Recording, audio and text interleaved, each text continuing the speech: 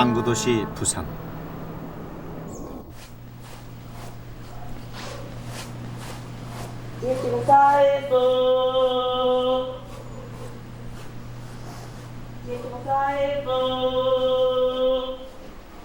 도시의 아침을 깨우는 것은 소리다. 붉은 무시, 좋은 무시나 배추가 왔습니다. 야채가 왔습니다. 밀감, 땅감, 사과 사러세요. 딸기 사러세요. 싱싱한 딸기 왔습니다. 아이들 왔습니다.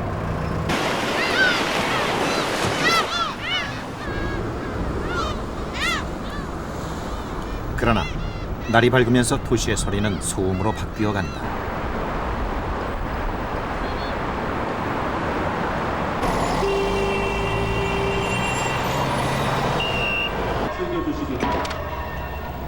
자동차 경적을 비롯해 건설 현장에서 들려오는 각종 소리들.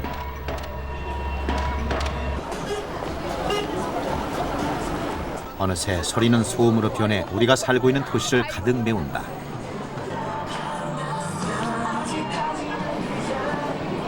보이지 않는 공해, 소음으로 지금 도시는 위협받고 있다.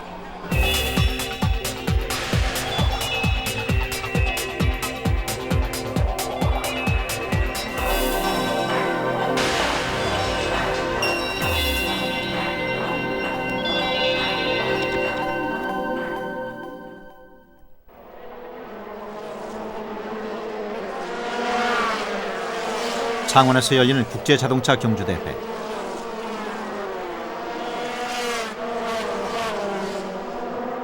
올해로 4회째를 맞는 이 행사는 회를 거듭할수록 관람객이 늘고 있다.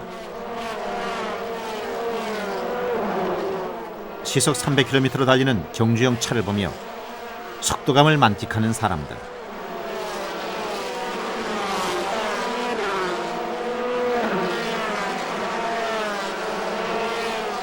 세계 18개국 최정상 카레이서들이 펼치는 경기는 박진감이 넘친다.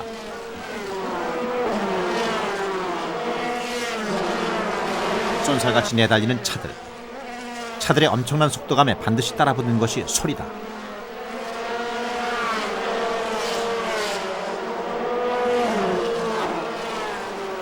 달리는 차들이 내는 굉음은 항공기가 이착륙할 때 내는 소리에 버금간다. 관람객들에게 이 소리는 어떻게 받아들여질까? 소리는 굉장히 시끄럽고 고막이 터질 것 같은데, 근데 그런 스릴감이 훨씬 더 이렇게 스트레스도 풀리고 참 좋은 것 같아요. 그런 소리를 들으니까 가슴이 터질 것 같고 희열을 더 느낍니다. 그런 소리가 있어야지 자동차 경주에 진정한 매력이 있는 것 같아요.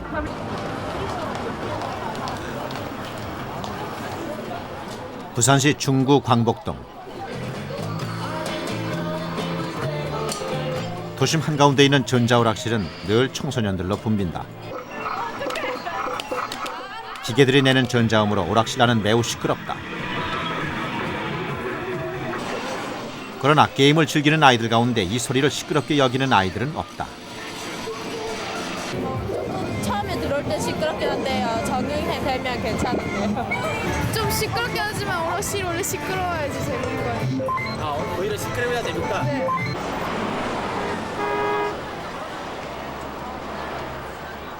그러나 모든 사람들에게 도시의 소리가 편안한 건 아니다. 즐길 마음의 준비가 돼 있지 않은 사람들에게 도시는 매우 시끄럽다. 그냥 가시면 전도 선물 뺐습니다. 네, 안쪽으로 오시고요. 안녕하세요. 자사의 제품을 선전하기 위해 마이크까지 동원해 한껏 목소리를 높이는 홍보 도우미들.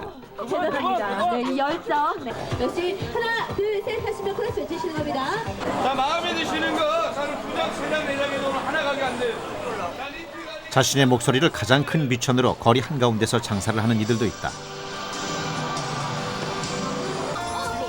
이런 다양한 도시의 소리들은 공해로 느껴지기도 한다. 우리 보통 속된 말로 머리가 설 정도가 되지. 스트레스 많이 받아요. 생각보다 많이 시끄러운데 좀 귀가 아플 정도로 시끄러울 때도 그러세요? 많아요. 네. 주로 어떤 소리들 막 들려옵니까? 경적 소리라든지. 노래방 근처나 뭐 상가 같은 데서 물건 파시는 분들 나레이터 모델들이라든지 때로는 공해로 느껴질 만큼 도시를 가득 채운 소리들. 그 소리들의 종류는 매우 다양하다.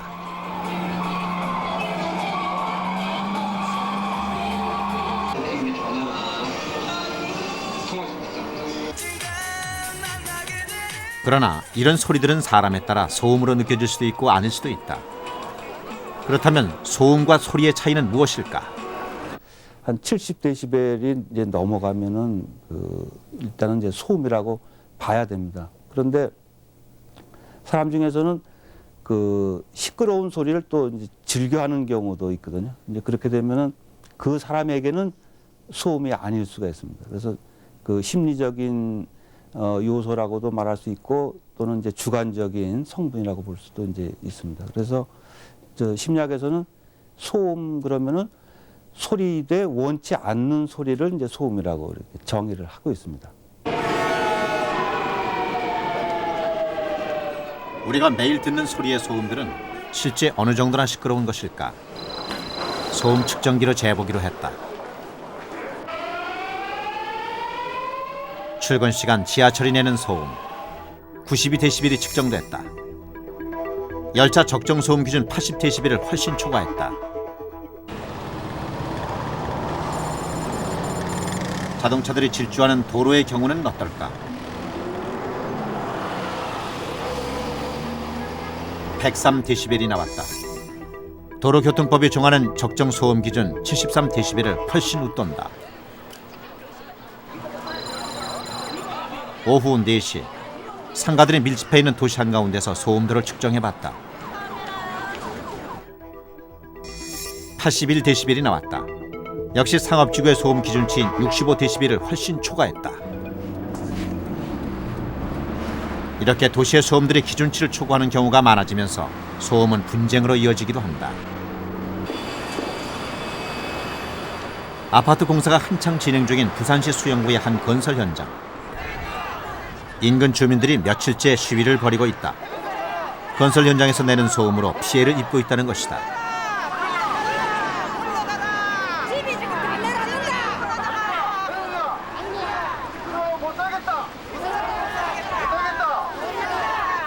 밤으로 일하고 막 낮에도 너무 이 기계 소리가 소란하게 시끄러우니까 밤에 잠도 못 자고 소화도 안 되고 내 병원 다니고 참 일하거든요.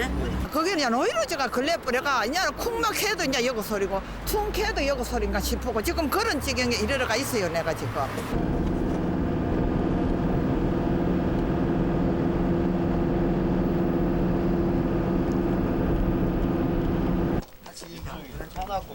지속적으로 소음 환경에 노출이 되면 더 심각한 결과를 초래하기도 한다.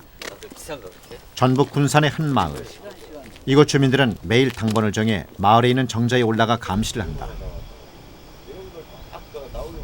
감시 대상은 바로 마을 앞에 있는 군사 비행장이다.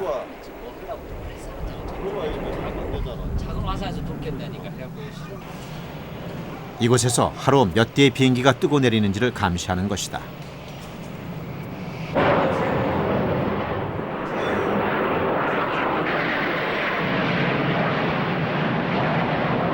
굉장히 시끄러운데 시끄러운 정도가 아니지 나이 다니게 저 정도 소리는 그냥 뭐 동네 개 짖는 소리에 불과하죠. 저 지하철은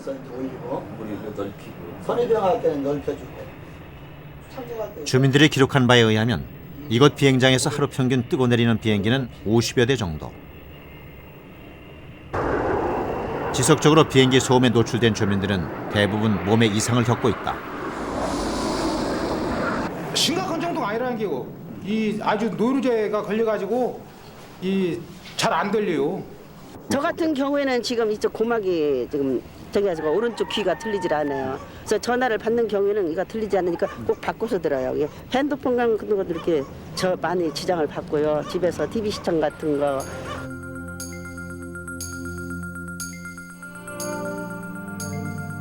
지난 2001년 마을 주민들이 받은 소견서를 보면 상당수의 주민들이 실제 난청이나 이명 등의 이상을 겪고 있는 것으로 나타났다.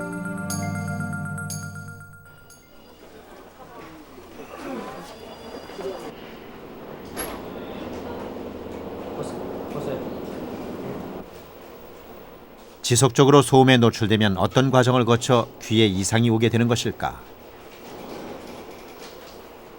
그 소음을 갖다가 오래 들었을 때, 그러니까 소음에 의한 자극이 우리 몸에 이상을 주었을 때는 처음에 그 달팽이관 내에 있는 선모세포에 의해서 이제 이상이 생기게 되는데 이 선모세포에 의한 이상은 결국은 달팽이관 내의 모든 기관이 변성을 일으키고 나아가서는 청신경까지 문제가 발생할 수 있습니다.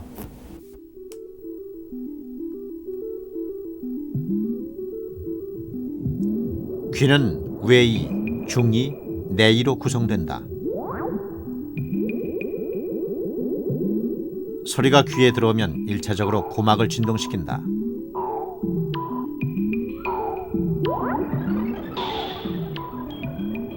이 진동은 평형 감각을 담당하는 세반고리관에도 영향을 미친다. 소리는 달팽이관으로 전달되고 달팽이관 안에 수많은 손모세포들이 떨리면서 청신경을 자극해 대뇌까지 소리가 전달된다. 바로 이 달팽이관 안의 손모세포들이 소음에 의해 손상을 입으면서 청각에 이상이 생기게 되는 것이다. 이 소음을 지속적으로 하루에 8시간 이상 85데시벨 내지 90데시벨 이상을 계속 들었을 때는 그 난청이 발생할 가능성이 상당히 높습니다. 그리고 이 소음이 점점 커지면서 95데시벨이 되면은 4시간 정도, 100데시벨 이상이 되면은 2시간 정도만 노출되었어도 그 난청이 발생하게 되어 있습니다. 소음은 비단 귀에만 영향을 미치는 것은 아니다. 미국 한 공항 근처에 있는 초등학교 아동들을 대상으로 조사한 바에 따르면 소음에 노출된 기간이 오래일수록 혈압이 높아지는 것으로 나타났다.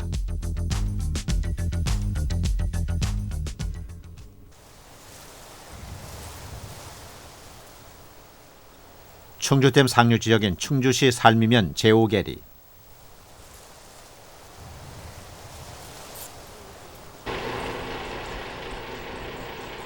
지난 2002년부터 이곳에 대규모 공사가 벌어지고 있다. 충주시의 부족한 생활용수를 해결하기 위해 충주호에 물을 끌어오는 공사다. 이를 위해 배수로 터널 공사가 한창 진행 중이다.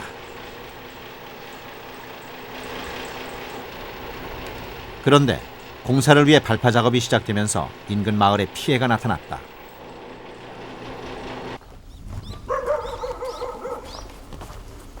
이 일대에서 20년째 양봉업을 해오고 있는 유철영 씨. 유철영 씨는 발파 작업으로 소음 진동이 시작되면서 키우고 있는 벌들에게 변화가 나타나는 것을 느꼈다.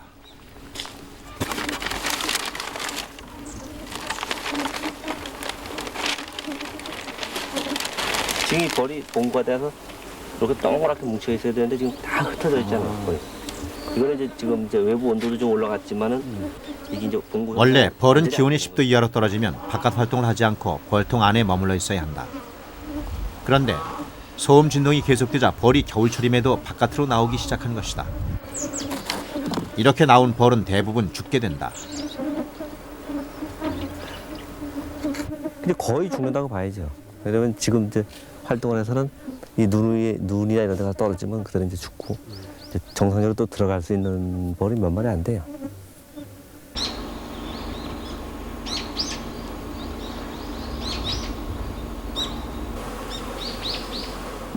유철영 씨는 작년 11월 400여 통이나 되는 벌통을 서둘러 소음 현장으로부터 3km 정도 떨어진 산속으로 옮겼다. 한 번 건드리면 봉구가 흐트러져요. 이건 아주 안정이 됐잖아요. 다행히 옮겨놓은 벌통의 벌들은 다시 안정을 찾아가고 있다. 공사장 주변에 그대로 남아있는 벌들과는 대조적인 모습이다.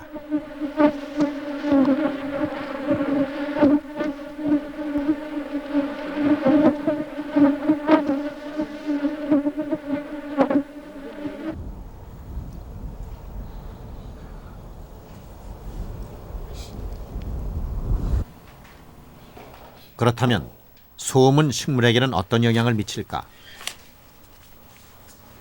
소음이 식물의 생장에 미치는 영향에 대해 알아보기로 했다. 실험용 채소는 쌈추라는 채소. 일반 배추와 양배추를 교배한 신품종이다. 쌈추 60개를 각각 소음방과 아름다운 음악이 들려오는 방에 넣어 한 달 동안 성장 과정을 살펴보기로 했다.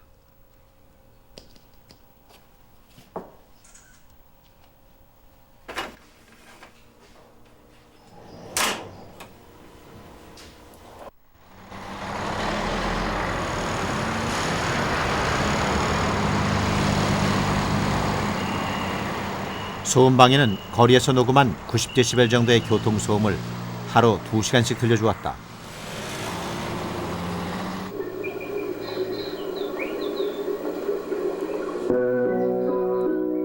또 다른 방에는 자연의 소리가 가미된 동요풍의 아름다운 음악, 일명 그린 음악을 들려주었다.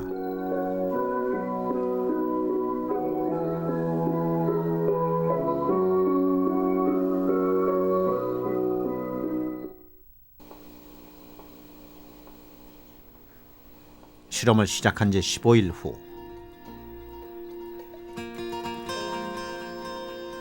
각각 다른 환경에 놓인 쌈추는 확연한 차이를 드러냈다. 우선 잎의 크기에서 큰 차이를 보였다.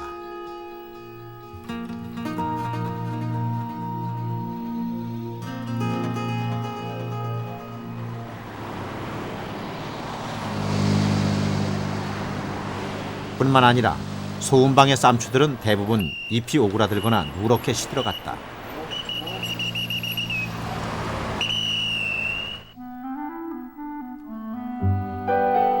한편 오이를 그린 음악방에 놓고 지켜본 결과 오이 줄기가 음악이 나오는 스피커 쪽을 향하는 놀라운 사실도 발견됐다.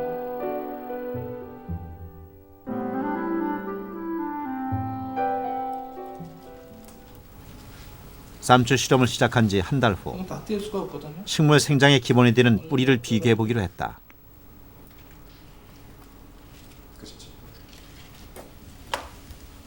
그린 음악방의 쌈추는 뿌리가 튼튼하고 풍성하게 자란 반면 소음방의 채소는 잔뿌리도 발달하지 않고 몇 가닥의 뿌리만이 엇자라 있었다. 눈으로도 확연하게 차이나 보이는 잎의 넓이를 직접 재봤다. 10cm, 소음이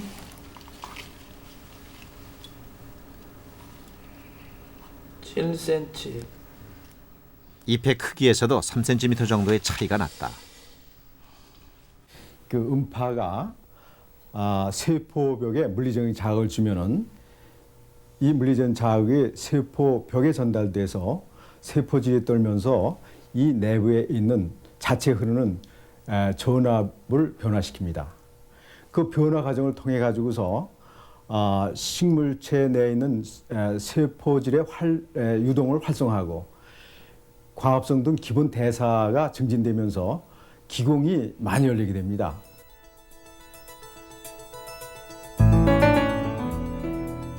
모든 식물의 잎에는 전류가 흐르고 있다. 이때 음악을 들려주게 되면 식물의 잎은 일종의 물리적인 자극을 받게 된다.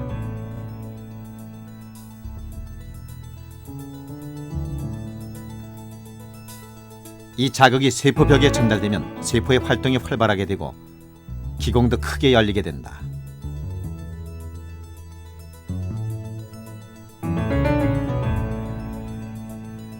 기공이 크게 열리게 되면 양분의 흡수가 빨라진다.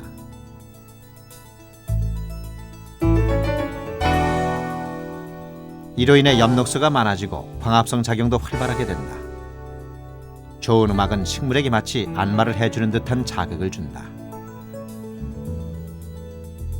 근데 이와는 대조적으로 소음을 주게 되면은 그 물리적인 자극이 마치 방맹이로 이파리를 두드리는 것 같은 그런 자극을 주기 때문에 그 결과 이파리에서는 에틸렌 가스라는 것이 많이 나오게 되고 그래서 화학적인 변화를 나쁜 쪽으로 주기 때문에 식물은 자라지 못하게 되는 거죠. 식물도 민감하게 소음에 반응한다는 사실이 확인됐다.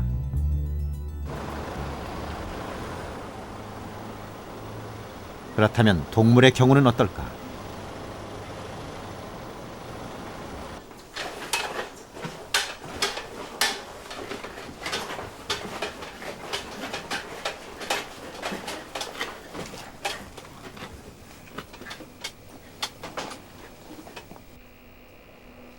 소음에 대한 동물들의 반응을 알아보기 위해 일반 쥐와 임신한 쥐 각각 20마리를 준비했다. 이 쥐를 두 그룹으로 나누어 각각 소음방과 무소음방에 놓고 2주 동안 지켜보기로 했다.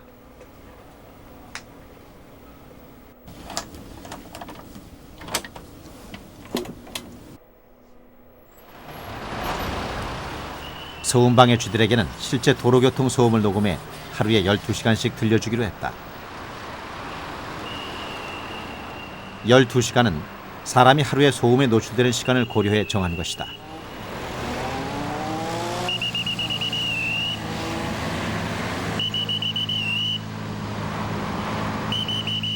소음이 들리자 쥐들은 눈에 띄게 불안한 모습을 보였다. 임신한 쥐의 경우 심장박동이 매우 빨라졌다.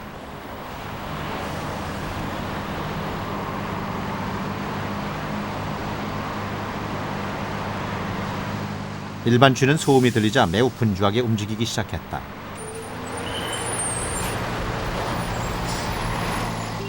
마치 숨을 곳을 찾으려는 듯 한 곳으로 모여들었다.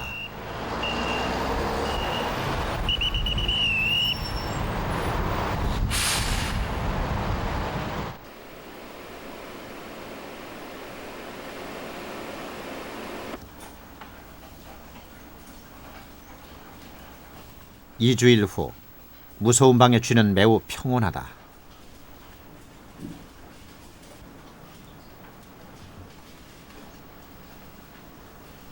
무소음 방에 임신한 쥐는 그동안 출산을 했다.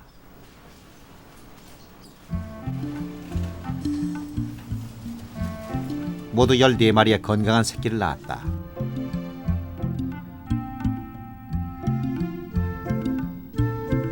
어미쥐는 따로 떨어져 있는 새끼를 물어 한 곳으로 모았다.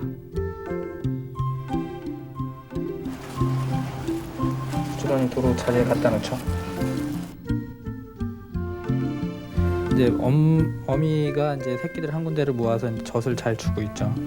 정상적인 모체들은 이렇게 둥지를 만들면서 새끼들을 한 곳에 모아갖고 잘 보호하는 습성이 있습니다.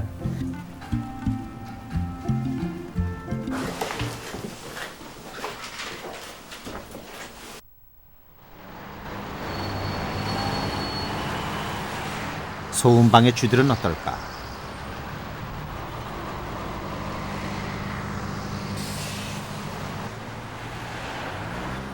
우선 무소음방과 달리 방이 매우 지저분하다. 둥지를 만드는 데 써야 할 깔집을 밖으로 밀어내고 있다.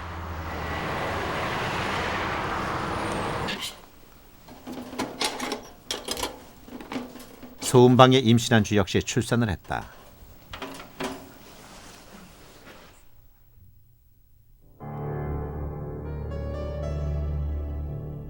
그런데 놀랍게도 새끼들은 여기저기에 죽어 있다. 어미가 젖을 주지 않고 제대로 돌보지 않은 탓이다.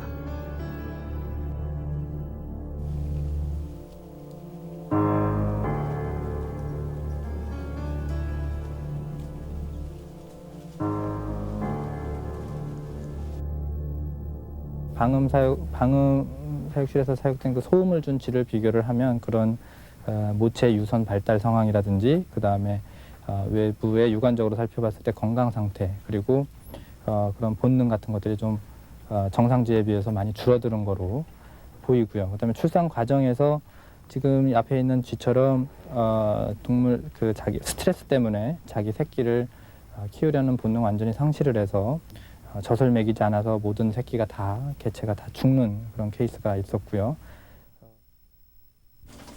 지금 소음을 계속 준 동물의 새끼 산자수가 지금 이 개체의 경우 5마리가 나왔습니다. 새끼 숫자에서도 많은 차이를 보였다. 무소음방의 쥐들이 평균 15마리 정도 새끼를 낳은 반면 소음방의 쥐들은 5마리에서 많은 경우 10마리를 낳는 데 그쳤다.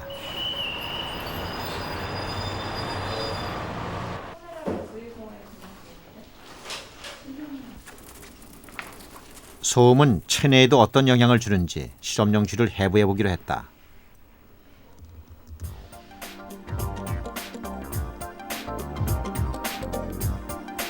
면역 체계를 담당하는 비장과 흉선이 정상 쥐와 어떻게 다른지 알아봤다.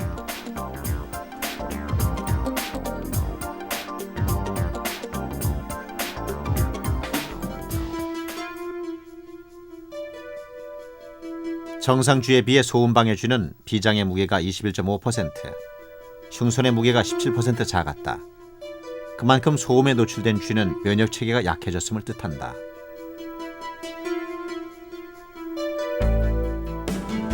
스페인 산티아고 의대가 펴낸 논문에 의하면 쥐에게 소음을 들려주고 암세포의 전이를 관찰한 결과 소음을 주지 않은 쥐에 비해 전이도가 130배나 높은 것으로 관찰됐다.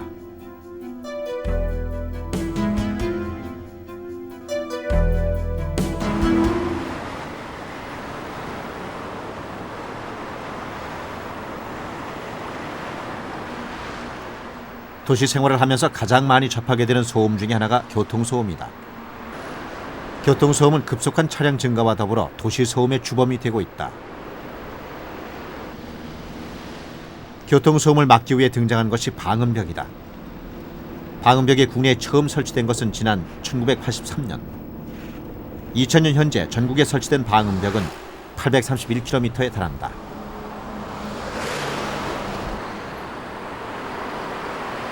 방음벽 설치에 소요된 비용만 해도 5천억 원이 넘는 것으로 조사됐다. 저 소음 조기를 할 때 아파트의 1층 높이에서 측정을 하고 5층 높이에서의 소음도를 예측을 합니다. 그래서 그 소음도 두 개를 산술 평균을 해가지고 그거에 의해서 방음벽의 높이가 결정되는데 그때의 제일 중요한 것 중에 하나가 소음원과 방음벽 상단을 연결한 선, 그거를 가시선이라고 합니다만 그 가시선이 가장 중요합니다. 그래서 여기서 보시게 되면 여기는 물론 소음원이 자동차가 되고요.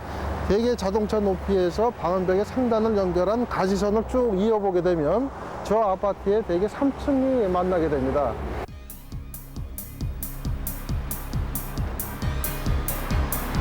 소음 설계에 따라 방음벽의 높이는 달라진다. 그런데 문제는 방음벽을 세웠다 하더라도 가시선 위의 집들은 소음으로부터 보호를 받을 수 없다는 것이다.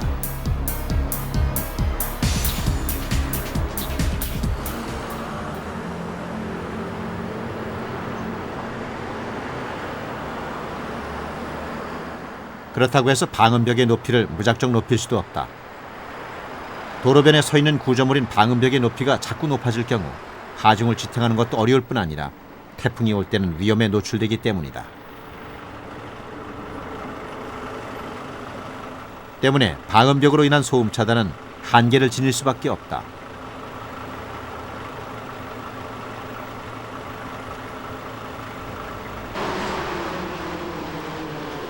방음벽의 한계를 보다 구체적으로 알아보기 위해 방음벽이 설치되어 있는 도로변의 소음도를 측정해봤다. 92데시벨이 나왔다.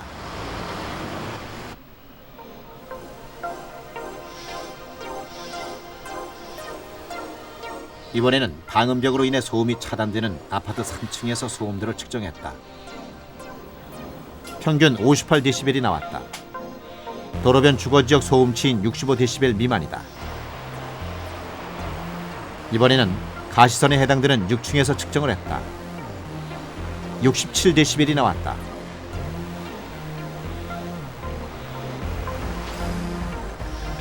그렇다면 가시선을 벗어난 아파트 위층의 소음도는 어떨까? 9층에서 측정한 결과 도로 소음에 육박하는 평균 89데시벨이 나왔다. 10데시벨 정도의 차이는 귀로 들을 때는 어느 정도의 차이가 날까?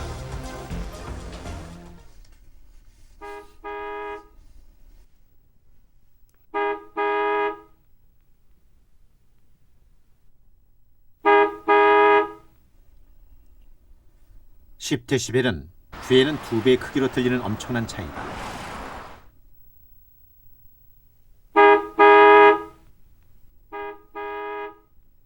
측정 결과 가시선 밖은 소음으로부터 전혀 보호를 받고 있지 못하다는 것이 증명됐다. 도시의 아파트와 빌딩은 갈수록 높아지고 있다. 아파트와 빌딩의 고층화, 과연 고층화는 소음으로부터 안전할까?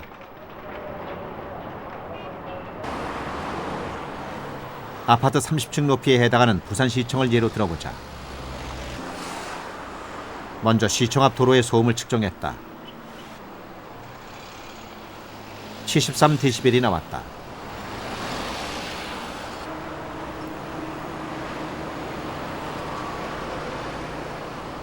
고층으로 가게 되면 실제 거리의 소음원으로부터는 멀어진다.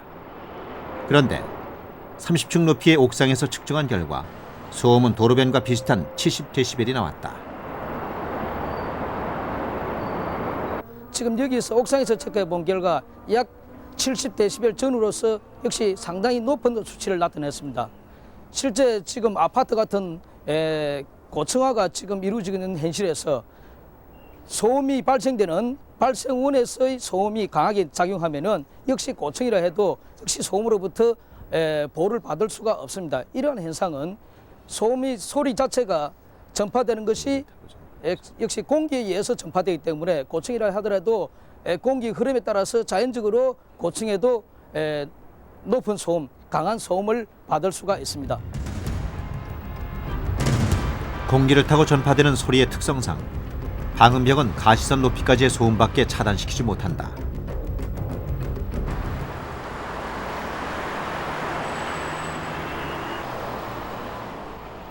방음벽에 이런 한계들이 지적되면서 여러 시도들이 이루어지고 있다. 방음벽의 형태나 재질이 다양해지고 있는 것도 그 중에 하나다. 특히 방음벽을 세우고 그 앞에 나무를 심는 방법은 미관을 좋게 할 뿐 아니라 소음도 줄이는 것으로 알려져 있다.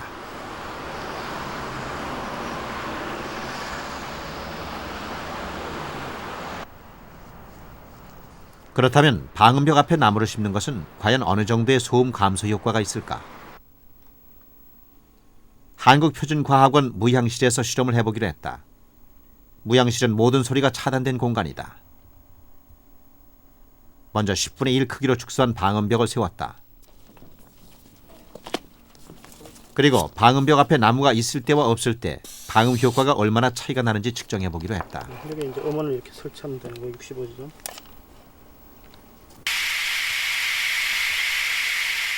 소음원은 주파수가 균일하게 분포된 실험용 소음, 백색 소음을 선택했다. 실험 결과 방음벽 앞의 소음은 92.3, 가시선 아래는 61.2, 가시선 위는 71.4dB이 나왔다.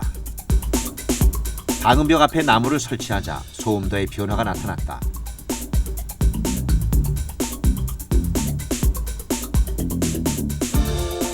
평균 2dB 정도 소음이 줄어들었다. 1차적으로 이제 반사형 방음을 설치될 경우에는 음을 많이 반사하게 됩니다. 그렇지만 방음림을 조성함으로써 이런 잎들에 의해서 음이 많이 흡음을 하게 되는 거죠. 그래서 1차적으로 큰 효과를 볼 수 있고, 우리가 나타낸 것처럼 구체적 수치에서도 볼 수 있듯이 운전자 입장에서는 거의 한 2dB 이상 주는 것을 알 수가 있습니다. 물론 이런 거는 방음림을 어떻게 우리가 효과적으로 두께라든가 크기를 조정하고 어떤 종류를 심느냐에 따라서 많이 달라질 수 있습니다. 경부고속도로 옆에 위치한 성남시 분당. 이곳에는 지난 1990년 분당 신도시를 조성하면서 방음벽 대신 높이 9m의 방음 둑을 세웠다. 방음의 효과를 높이기 위해 경사면과 정상부에 방음림까지 조성한 것은 우리나라에서 처음 시도된 것이다. 방음둑과 방음림은 소음 감소에 어느 정도나 효과가 있을까? 도로변에서 측정을 하자 평균 84dB이 나왔다.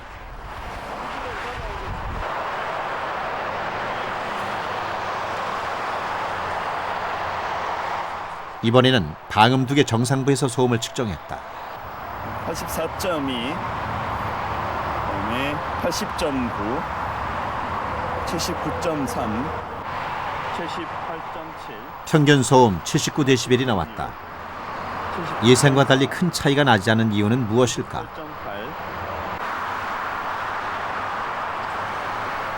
그것은 이것 방음림 조성에 문제가 있기 때문이다. 나무들을 너무 섬기게 심었을 뿐 아니라 대부분의 수종이 낙엽 화립수들이어서 잎이 지는 겨울철에는 방음림의 역할을 제대로 하지 못하는 것이다.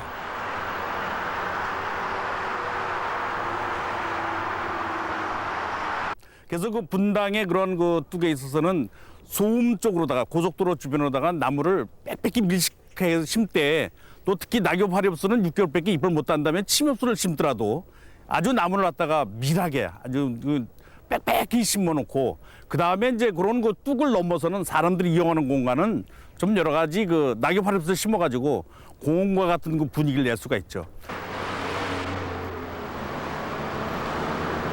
일본 요코하마시.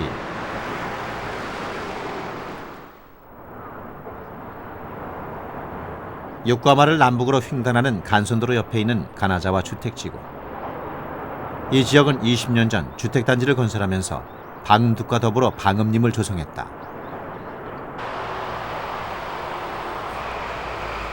방음림 조성에 있어 가장 중점을 둔 것은 나무의 종류를 선정하는 것과 식재 방법이었다. 나무는 사계절 잎이 푸른 상록 화렵수를 택해 아주 빽빽하게 심었다. 방음의 효과를 높이기 위한 것이다.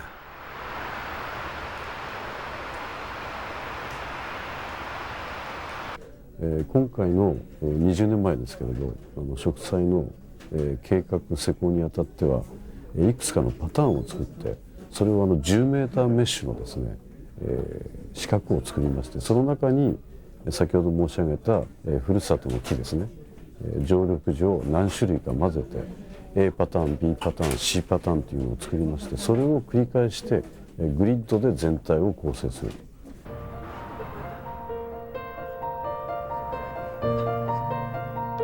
폭 50m, 총 길이 4km에 이르는 가나자와 방음림은 지금은 큰 숲이 됐다. 방음림 가운데 주택단지에 인접한 부분은 공원처럼 만들었다. 방음림의 조성으로 두 가지의 효과를 동시에 노린 것이다.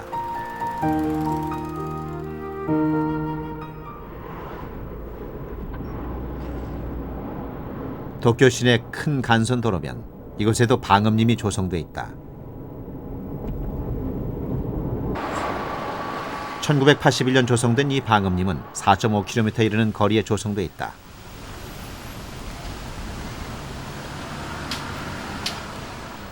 이건 역시 아파트의 면 쪽은 공원처럼 꾸몄지만 도로변에는 방음림의 효과를 최대한 높이기 위해 키가 큰 나무 옆에는 작은 나무도 섞어 심었다. 이렇게 제대로 조성된 방음림은 충분히 그 효과를 발휘하고 있다.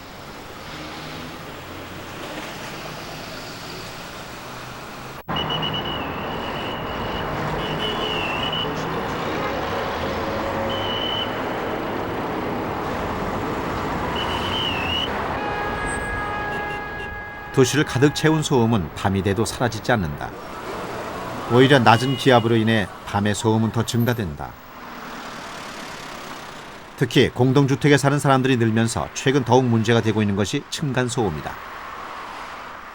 층간소음이란 아파트 위아래층 사이에서 발생하는 소음이다.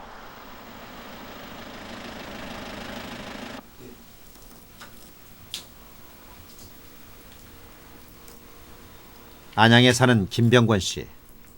그는 얼마 전 디지털 녹음기를 새로 구입했다. 위로부터 들리는 소음을 녹음하기 위해서다.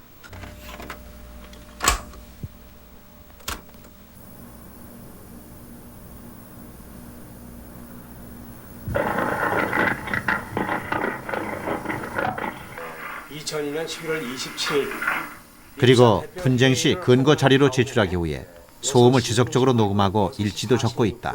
7시 31분, 10시 10분, 12시 9분. 김병권 씨가 이렇게까지 하게 된 것은 소음 때문에 일상생활에 지장이 생길 정도로 시달리고 있기 때문이다. 지금 그 위층 소음으로 인해서 집사람도 그렇고 저도 그렇고 사회생활을 하면 이렇게 환청 자꾸 이게 쿵쿵거리는 소리가 이 귀에서 계속 들려요. 그러니까 깜짝깜짝 놀라는 거죠. 아주 심각할 정도로 지금 병원에 가서 진단을 안 받아봤지만은 제가 근무하는 그 2층에서 조금만 쿵 소리가 나도 깜짝깜짝 놀랄 정도로 그렇게 시달리고 있어요. 12월 18일 날 3차로 이제는 감정 싸움으로까지 번져 김병권 씨는 소송에 대비해 위층과 내용 증명까지 주고받았다. 이렇게 되기 전까지 시청과 경찰서에 여러 차례 신고했지만 해결책을 찾지 못했다.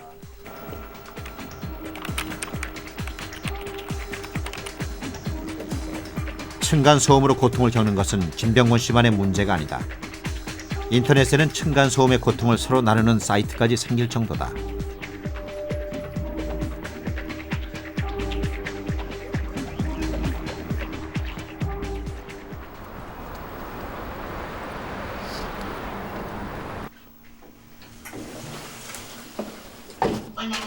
용인에 사는 이대성 씨.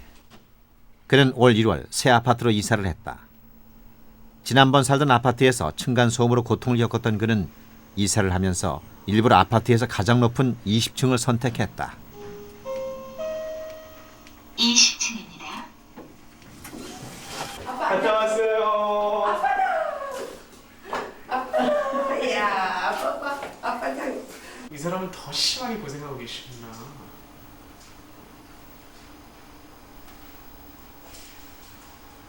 그러나 이곳 아파트 거주자들 역시 층간소음에서 자유롭지 못하다. 이 아파트 홈페이지에서 가장 많은 건의를 차지하는 것이 바로 층간소음에 관한 것이다. 많이 나오는 문제는 바로 소음이에요. 근데 실제로 내가 밑에 나의 이 마룻바닥에 우리 밑에 있는 이웃집에 지붕이라는 생각은 안 하거든요, 사실상. 근데 그러한 조그만 의식 변화가 있으면 우리가 상당히 서로 배려하면서 소음을 많이 줄일 수 있는데 심각합니다, 정말. 자유의 여신상, 엘리스 아일랜드. 자유의 여신상. 이대성 씨는 20여 년 동안 미국에서 살다 왔다. 그는 우리나라와 미국의 가장 큰 차이점은 소음 분쟁을 해결할 공식적인 루트가 마련돼 있지 않은 점이라고 말한다. 위층에 전화를 했어요, 직접 맨 처음에는. 근데 위층에 이렇게 시끄러우니까 받지를 않는 거예요. 그래서 그 다음은 아주 간단하게 이제 우리 관리 사무실에 전화를 해서 이제 우리나라 같은 관리소장한테 얘기를 했죠. 위층에 소음이 난다. 올라와서 해결을 해라. 아주 간단하게 끝났습니다. 관리소에서 저한테 오지도 않아요. 곧바로 위층에 가가지고 자, 소음 컴플레인이 들어왔다. 소음 항의가 들어왔다. 소음을 중단하십시오. 그럼 중단을 합니다. 실제 외국에서는 소음에 관한 규제를 매우 엄격하게 하고 있다. 독일의 경우 민법에 소음에 관한 손해배상 청구권을 규정해 놓고 있다. 뿐만 아니라 불필요한 소음을 배출한 경우 상당한 액수의 과태료까지 부과할 수 있도록 해놓고 있다. 소음을 일으킬 수 있는 행동에 관해서는 시간까지 정해 엄격하게 규제하고 있다.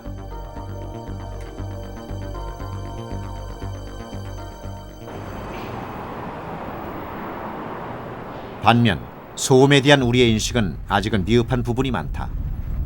소음 차단은 주택을 지을 당시부터 이루어져야 한다. 그러나 현재 건설법상에는 소음을 제한하는 어떤 규정도 없다. 벽체에서 올려오는 소리가 굉장히 많은데 층간 소음을 줄이는 바닥 차음제의 사용도 의무화되어 있지 않다. 때문에 아파트 건설 시 차음제를 쓰는 경우는 드문 것이 현실이다. 차음제로 제어하는 것이 굉장히 효과적인 방법. 그 주택 건설 기준에 관한 그 규정에 공동주택 바닥은 각 층 간의 바닥 충격음을 충분히 차단할 수 있는 구조여야 한다. 이런 명문 규정이 있기는 한데 그것이 어떤 강제성이 있는 혹은 어떤 자세한 어떤 설계 기준이라든지 제시 방안이 나와 있지 않기 때문에 명확하게 건설사들이 이행할 수 없는 부분이 되고 있습니다. 최근 들어 층간소음이 사회 문제로 떠오르자 건설교통부는 지난 1월 주택건설에 관한 규정을 입법 예고했다. 층간소음의 기준을 제시하고 앞으로 이것을 법제화하여 내년부터 시행하도록 한다는 것이다.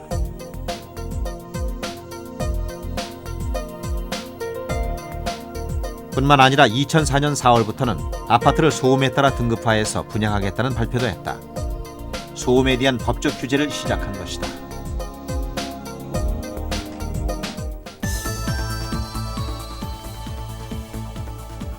지난 1999년 세계보건기구는 생활소음 가이드라인을 발표하면서 소음도 인간의 중요한 환경권 중의 하나임을 선포했다.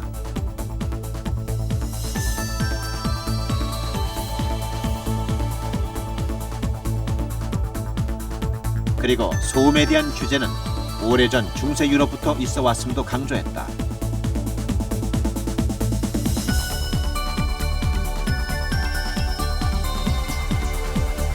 뿐만 아니라 소음은 사람의 건강과 밀접한 관계를 가지므로 적절히 규제하는 것이 필요하다고 밝혔다.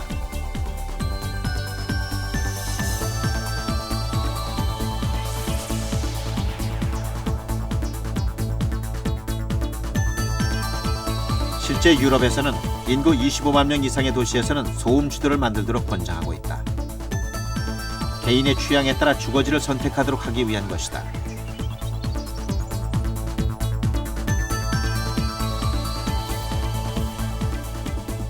뿐만 아니라 산업기계류 제품을 만들 때는 의무적으로 소음 발생 정도를 표시하도록 하고 있다. 일반 물건을 만들 때도 소음 표시제를 하도록 적극 권장하고 있다.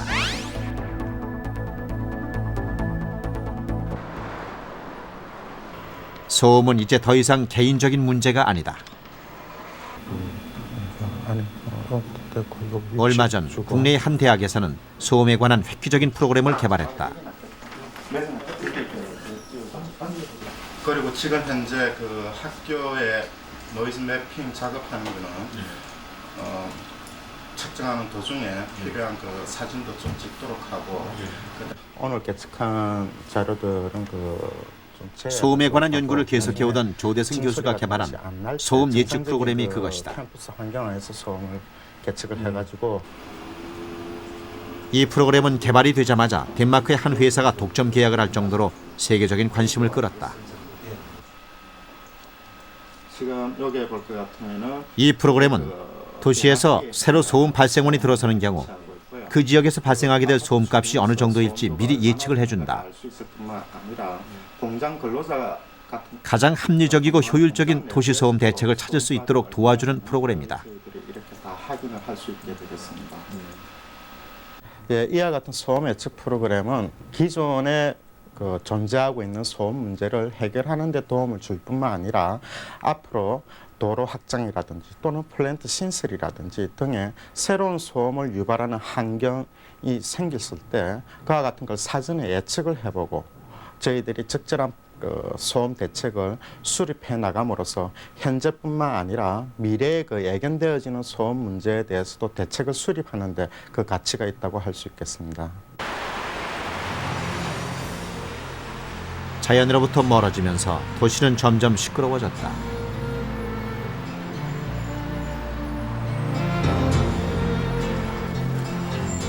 도시는 어쩔 수 없이 많은 소음을 배출해낸다. 또한 우리들의 무관심 속에서 도시 소음은 더욱 증대되고 있다. 보이지 않는 공해 도시 소음. 그 탈출구는 소음을 분명한 하나의 환경권으로 새롭게 인식할 때 비로소 찾아질 수 있을 것이다.